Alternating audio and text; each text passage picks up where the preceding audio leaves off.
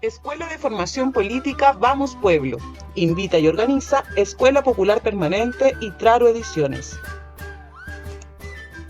Eh, Primero agradecer la invitación que se me ha hecho para poder exponer algunos contenidos respecto de pueblos originarios en Chile y particularmente del pueblo al cual pertenezco yo, que es el pueblo mapuche, y su relación actual con los procesos de lucha que está llevando, con el mundo chileno también, con el proceso constituyente y su larga trayectoria histórica, ¿no? Eso es como lo que quiero tratar de abordar, ¿no? Voy a tomarme, yo creo, unos 20 minutitos para que después podamos hacer las preguntas que ustedes estimen pertinentes respecto de este contenido y que sea también quizás pedagógico, aclarador para todas y todos los que están interesados en estas materias, ¿no? Bueno, Ernesto me estuvo contextualizando un poco de qué se trata, más o menos las temáticas que han ido abordando en la escuela y de cierto modo cómo podríamos insertar también esta problemática de pueblo originario. Y a mí me gustaría empezar evidentemente problematizando el presente, ¿no? Estamos viviendo momentos bien complejos, contradictorios, como pueblos indígenas y como pueblo mapuche en específico. Ustedes saben que hay un proceso constituyente en curso que ha traído una novedad política a todos los pueblos originarios en general, ¿no? Que es la participación a través de los escaños reservados, que son la denominación que ha tenido esa inserción de participación indígena en el proceso actual de la Convención Constitucional. Eso ha resultado en 17 representantes de pueblos indígenas de diversos pueblos que han ingresado vía votación popular también a ocupar un cupo de escaño reservado, ¿no? Lo que genera en algunas personas mucha ilusión de lo que podrían aportar estos y estas convencionales constituyentes al proceso de diálogo y transformación de una nueva constitución en Chile. Pero por otro lado, me imagino ustedes han visto por las noticias, los militares están desplegados actualmente en territorio mapuche a través de un estado de excepción que ha permitido la introducción de las fuerzas militares en distintos territorios para controlar lo que ellos han denominado, ¿no? Desde el gobierno y también con respaldo de la Cámara de Diputados, un proceso que ellos denominan narcoterrorismo, ¿no? Entonces se están dando los dos momentos al mismo tiempo, lo cual es muy, muy confuso para muchas personas, ¿no? En un momento en que nos ilusionamos, o seguramente hay muchas cosas que discutir ahí, al mismo tiempo hay una represión que ha finalizado con también la muerte de un joven mapuche en la zona de la provincia de Arauco, ¿no? Y hay otra persona que está en estado grave también producto de la represión militar, ¿no? Es algo que para nosotros como mapuche es particularmente problemático, ¿no? Porque a muchas personas los militares los retrotraen a la dictadura, evidentemente, o al estallido social, que fue la última vez que vimos también militares en las calles. Pero al pueblo mapuche esto lo retrotrae mucho más atrás, ¿no? La intervención militar contra el pueblo mapuche es y se desarrolla fuertemente durante el siglo XIX, ¿no? Que hay un proceso ahí de invasión al espacio territorial mapuche, y ahí me gustaría, y disculpen la molestia si es que no les molesta, compartir algunas cositas, ¿no? No sé si pueden apreciar acá este mapa, si se está viendo. Compa, está viendo. Dale nomás. Bien, esto es un mapa bastante paradigmático, que es un mapa de la posguerra, ¿no? Para resumir solamente y para que se entienda bien, el territorio mapuche que comprende desde el Biobío, que sería esta frontera que está acá, ¿no? Hasta Toltenia, un poco más allá, era independiente, soberano, autónomo, hasta más o menos la segunda mitad del siglo XIX, ¿no? 1860. No obstante, hay un proceso de introducción de privados y de fuerzas militares del Estado para producir una guerra de anexión e incorporación forzada de este territorio, que se llama en la historia ocupación de la Araucanía, le decimos nosotros, pero la historia chilena, la historiografía oficial chilena le llama la pacificación de la Araucanía, ¿no? Ahí se contrapusieron varios discursos para poder plantear la necesidad de anexar el territorio mapuche. En ese momento estamos hablando del siglo XIX, los mapuches eran vistos como sujetos salvajes, ¿no? Incivilizados, que no aportaban a la productividad del país, y estas tierras eran tierras que estaban malgastadas, no eran productivamente útiles para las arcas fiscales y las arcas privadas. Y por lo tanto se discutió y se, de cierto modo, consensuó la necesidad de anexar todo este espacio militarmente, ¿no?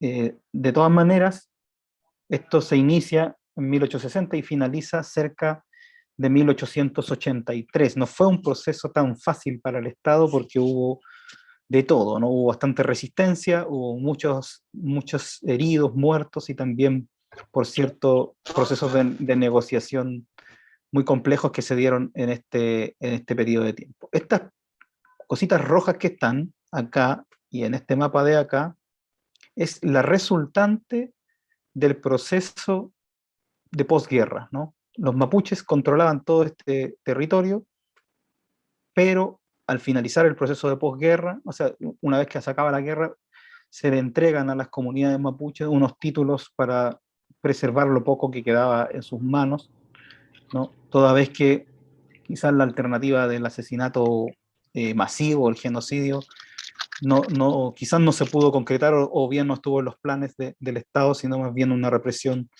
de otra índole. Termina el pueblo mapuche con estos territorios que son los que actualmente también detenta, ¿no? Entonces, en este proceso, o acá es donde nuestra memoria aterriza la imagen de lo militar, ¿no?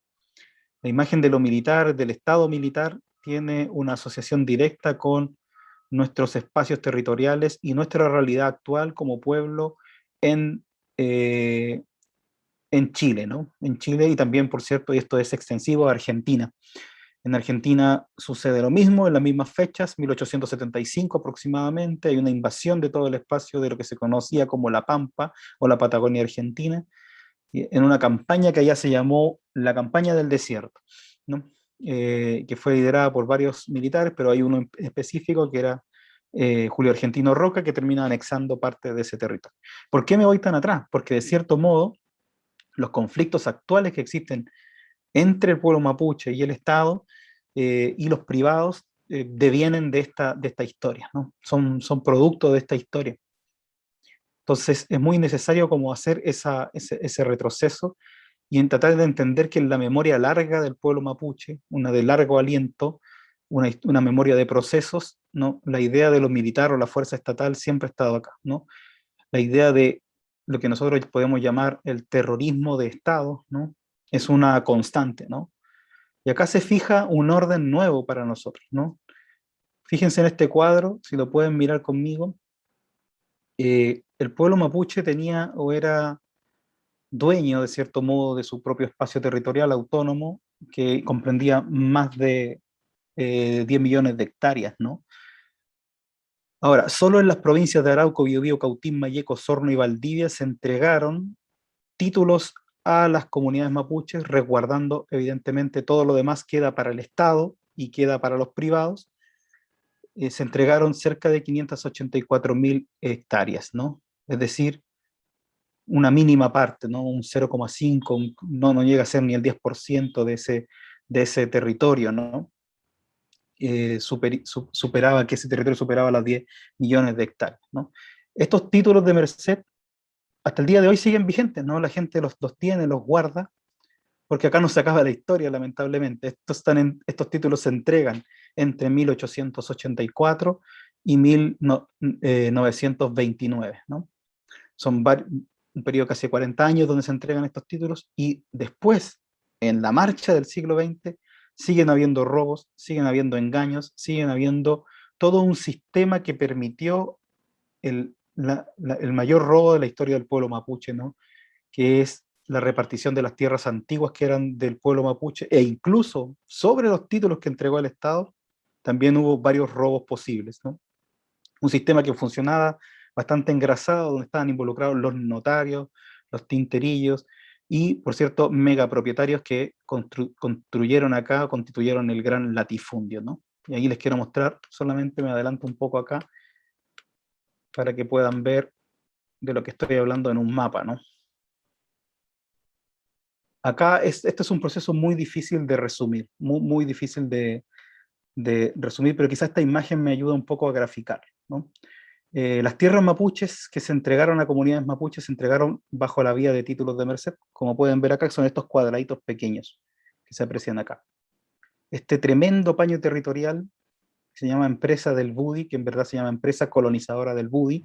Esto queda al sur del lago Budi, hasta el lago Budi. El sector, se escucha ahí un micrófono, no sé si se podrá como silenciar. Esta empresa colonizadora del Budi tiene todo este tremendo paño territorial. Esta era una de las formas de colonización de este territorio, ¿no? Que era financiado por el Estado, que generaba grandes ganancias también a colonos extranjeros, ¿no? Que llegaban de Europa principalmente a instalarse en este territorio. Junto con esta hay un montón de otras formas de apropiación del territorio que van generando un proceso que los mapuches hasta el día de hoy le llaman proceso de usurpación de tierras. No sé si ustedes lo han escuchado alguna vez, ¿no? Pero a lo que se refieren las comunidades mapuches cuando hablan de la usurpación de tierras es precisamente a este largo proceso que se desarrolla desde todo el siglo XX y que es el robo de la tierra principalmente, ¿no? Articulado con impunidad, defendido por el Estado, ¿no? Yo solamente quizás llegar a algunas conclusiones. Todas las tierras que están en la octava, novena, décima región, región de los ríos también, fue alguna vez tierra mapuche, ¿no? A lo menos en el siglo XIX, y por lo tanto, sobre esa tierra hay un proceso que podría ser legal, entre comillas, de nuevas apropiaciones o nuevos propietarios, pero que es ilegítimo, ¿no? Que es espurio, que está contaminado, que seguramente en su origen se basó en un robo, ¿no? Y por lo tanto, para discutir los derechos políticos, sociales, territoriales del pueblo mapuche, hay que hacerse cargo de esa historia, ¿no? Y es precisamente ahí donde se encuentran varias problemáticas, ¿no? El Estado quiere hacerse cargo hasta cierto lugar, ¿no? Hasta cierta parte de la historia, no de toda la historia, ¿no? Los privados no se quieren hacer cargo de ninguna de estas historias, ¿no? Y entonces hoy día tenemos una región que está muy abigarrada de conflictos que tienen que ver con las nuevas personas que han ido haciendo y construyendo su vida acá y con el mundo mapuche que ha sido golpeado y usurpado de sus espacios territoriales, ¿no? Entonces, para que se entienda, nomás quería mostrar estas imágenes. Lo que se inaugura acá es un proceso que nosotros llamamos colonial. Usamos ese concepto de colonial que deviene de colonialismo, ¿no? Porque lo que hay acá es un Estado, ¿no? Con una composición social y étnica específica que violenta a otro pueblo, ¿no? Que violenta a otro pueblo, que es un pueblo vecino, que es el pueblo mapuche, que hasta el siglo XIX tiene autonomía, tiene independencia, ¿no? En Chile y en Argentina, quizás no bajo el formato de los estados que ellos conocían en ese momento, pero sí una independencia al fin, y tiene tratados políticos, ¿no? Tiene tratados políticos primero con la corona española, muchos tratados, y también tiene tratados con el Estado chileno, ¿no? El Tratado de Tapigüe de 1825. Todas esas cosas dejan de importar en el siglo XIX y el Estado anexa entonces chileno y argentino esta parte del territorio. Ahí se acaba un poco la independencia del pueblo mapuche. Y es un momento también bastante peculiar, porque fines del siglo XIX, comienzos del siglo XX, el Estado se va agrandando, el Estado chileno, ¿no? Se anexa y se coloniza también Rapa Nui, ¿no? En el sur, el extremo austral, se permite y se facilita la instalación de estancias ganaderas que terminan acribillando y asesinando a cientos de pueblos, de personas pertenecientes a los pueblos Selknam, Yagán y Cahuéscar, ¿no? En el norte, producto del proceso de la guerra del Salitre, o más conocido también como la guerra del Pacífico, se anexan dos zonas que antes pertenecían a Perú y a Bolivia, en la parte legal, pero que está habitada por cientos de pueblos, de personas de pueblos indígenas, y que ellos viven un proceso muy violento entre 1879 hasta, digamos, 1920, 1930, que se llama el proceso de chilenización, ¿no?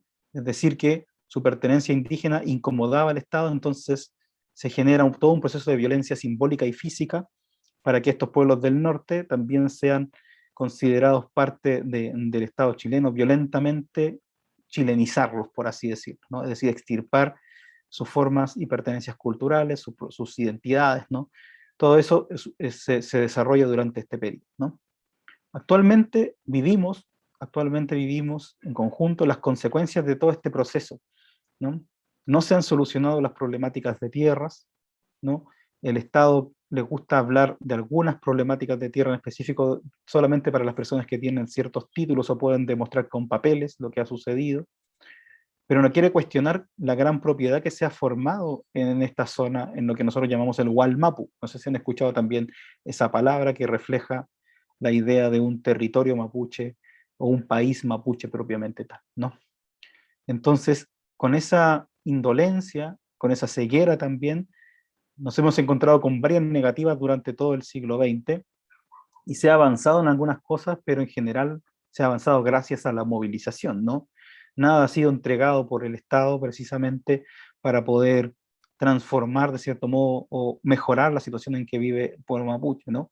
Tampoco se ha entregado ni se ha hecho nada con los pueblos indígenas reconociendo el carácter colonial con el que se ha configurado este Estado, ¿no?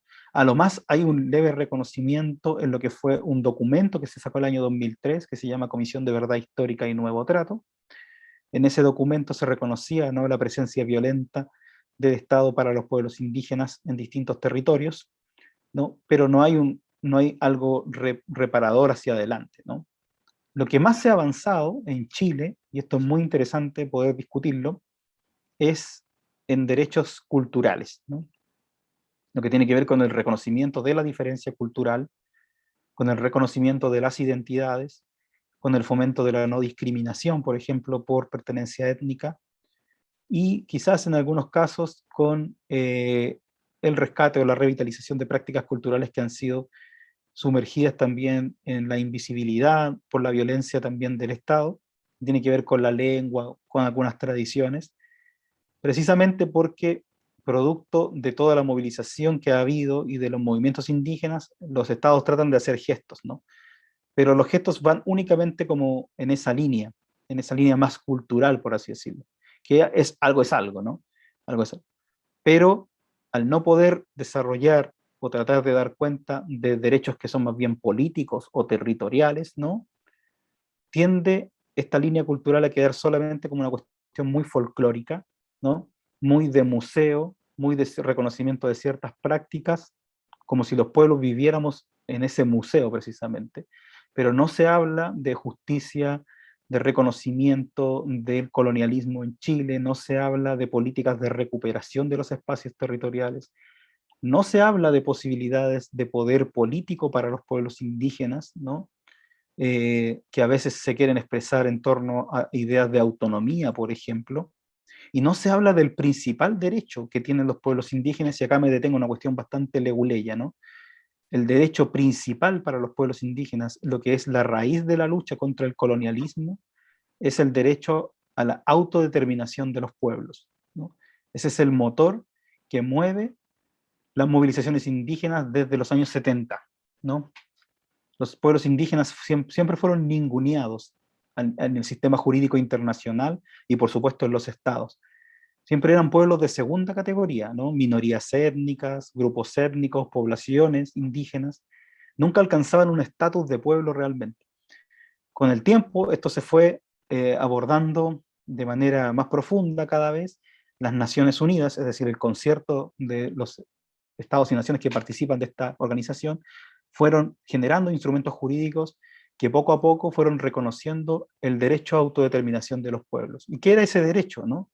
Que cada pueblo puede determinar por su propia cuenta su futuro, en el fondo, determinar sus instituciones, sus representantes, sus autoridades, sus formas de desarrollo político y económico, sin intervención de un tercero. Ese derecho estuvo consagrado para todos los pueblos, menos para los pueblos indígenas, durante largo tiempo en las Naciones Unidas, ¿no? Pasaron varios convenios internacionales, el convenio 107 sobre poblaciones indígenas, el convenio 169 sobre grupos indígenas, pueblos indígenas y pueblos tribales, hasta llegar al año 2007 recién, hace muy poco, a la vuelta de la esquina, en la Declaración Universal de Derechos de los Pueblos Indígenas, se reconoce que los pueblos indígenas son sujetos del derecho a la libre determinación de los pueblos, ¿no? Primera vez, el año 2007.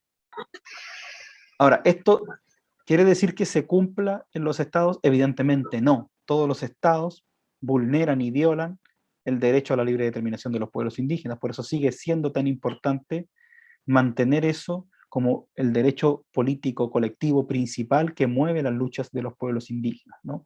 Y junto con ese derecho a la autodeterminación de los pueblos, por cierto, la recuperación de la territorialidad vulnerada, avasallada por las usurpaciones y por el extractivismo, ¿no? Y por cierto, el ejercicio de formas de poder político que vayan encaminadas en esta idea de la autodeterminación de los pueblos, ¿no? Ese proceso no está resuelto en ninguna parte. En algunos lugares de América han habido avances, incluso si sumamos un poco todo el globo terráqueo, han habido expresiones o formas de poder alcanzar o ir logrando esta autodeterminación de los pueblos, es decir, a través de formas de poder político para los pueblos. Ha pasado en Nicaragua con la costa atlántica, ha pasado en Canadá y en Estados Unidos, por ejemplo, con territorios indígenas que son autónomos, ¿no? Ha pasado también en Nueva Zelanda, en Dinamarca, en la relación, por ejemplo, con los Inuit. En Chile eso no hay un marco de experiencia, ¿no? En ese sentido.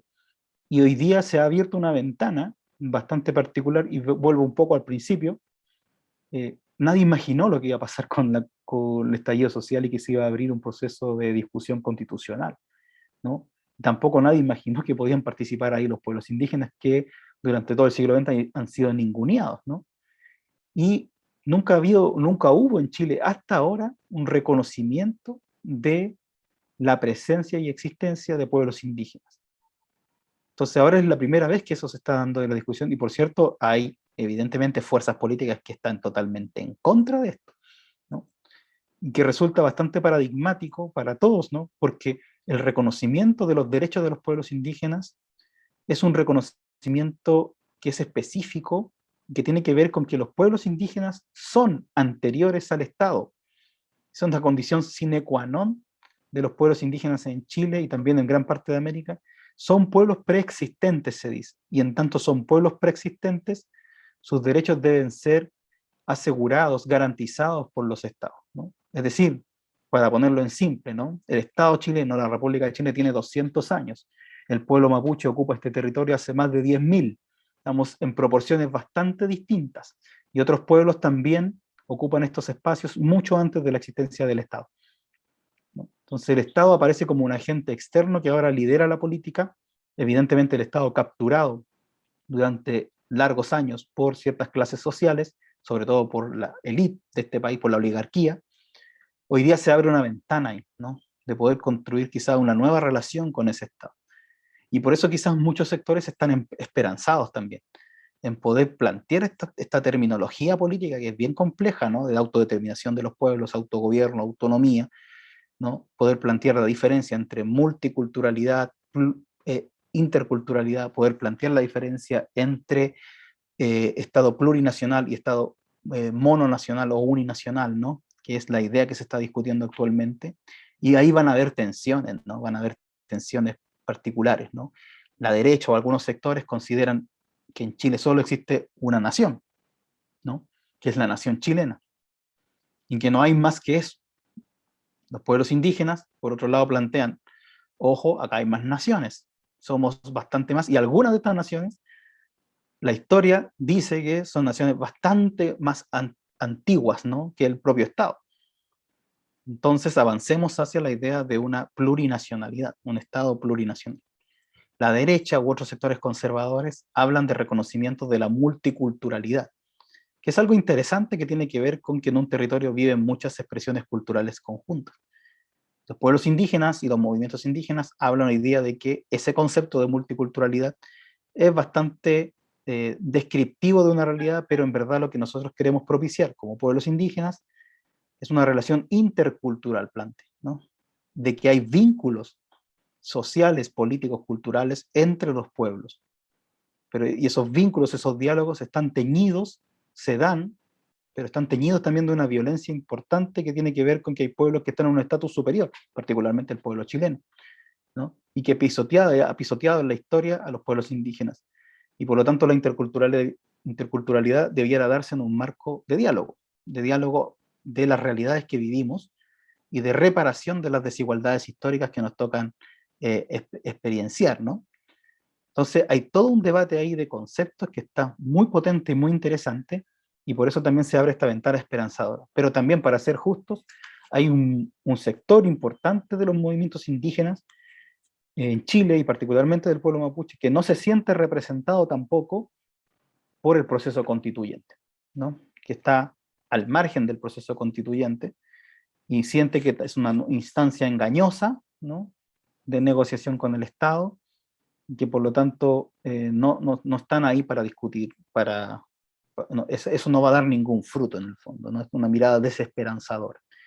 Pero todas esas miradas conviven en el espectro político amplio que es el movimiento político del pueblo mapuche y en general el movimiento político de pueblos indígenas, ¿no?, que son movimientos de pueblos. Eso es súper importante que ustedes lo conciban también de ese modo. El movimiento mapuche o el movimiento aymara, el movimiento de Rapa Nui, no puede fácilmente encasillarse en una lectura de clase, ¿no? No son movimientos de clase, ¿no? Son movimientos de pueblos. Y en términos de pueblos, al interior de esos movimientos de pueblos hay expresiones diversas, pueden haber expresiones de clase, pero pueden también haber distintas expresiones políticas muy amplias que pueden abarcar todos los colores políticos que ustedes quieran, ¿no? En el mundo mapuche, en el mundo aymara, en el mundo Rapa Nui, hay organizaciones de izquierda, de derecha, de centro, de las que no se definen de ninguna posición política, ¿no?, de ese tenor, ¿no? Hay organizaciones que apelan quizás a un grado de conservación de un mundo espiritual propio, hay otras que no son así, ¿no? Es muy diverso el panorama interno, ¿no? La representación propia es todo un tema, y a veces desde afuera se nos suele mirar también como grupos un poco uniformes, ¿no?, un poco con una sola característica, un poco homogénea. Y en ese sentido, quizás para la discusión también hay que aprender a mirar a los pueblos indígenas como sectores diversos, complejos, muy heterogéneos, que están propulsando una discusión potente en términos teóricos y también políticos. Creo que yo lo voy a dejar hasta ahí para poder plantear algunas preguntas, también por el tema del tiempo que le había planteado a los compañeros. Así que me silencio y te doy la palabra.